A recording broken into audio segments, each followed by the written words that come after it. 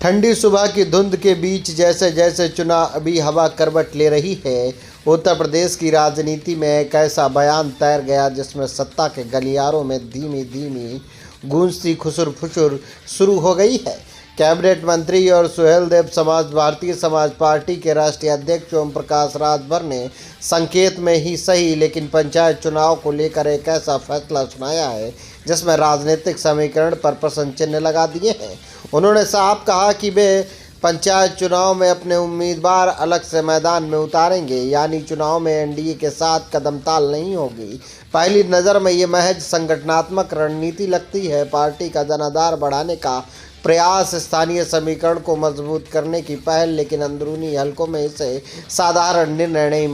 माना जा सकता है। सवाल उठ रहा है कि क्या ये गठबंधन धर्म के भीतर कोई अनकही दरार का संकेत है या फिर सब एक बड़े राजनीतिक मोल भाव की सोची समझी विरासत है। राजभर के इस कदम ने भाजपा में औपचारिक प्रतिक्रिया भले न पैदा की हो, पर सियासी जानकार इसे एक मौन दबाव नीति के रूप में देख रहे हैं, जहां मंत्री रहते हुए विरोधी पॉलिटिक्स स्टैंड लेना किसी गहरे संदेश की ओर इशारा करता है। एक वर्ग इस कदम को राजनीतिक षड्यंत्र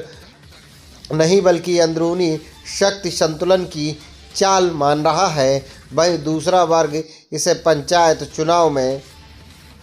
अलग लड़कर राजभर के लिए अपने भविष्य की सौदेबाजी की जमीन तैयार कर रहा है। हालांकि शुरुआत में सब कुछ धुंधला दिखाई देता है, कौन किसके साथ खड़ा है, किसका दांव किसकी चाल को काटने के लिए कुछ भी स्पष्ट नहीं, लेकिन इतना तय है कि राजभर के इस ऐलान ने उत्तर प्रदेश की चुनावी राजनीति में नई हलचल पैदा कर दी। पंचायत चुनाव अभी दूर है, लेकिन सियासी तीर अभी से धनुष पर चढ़ने लगे हैं।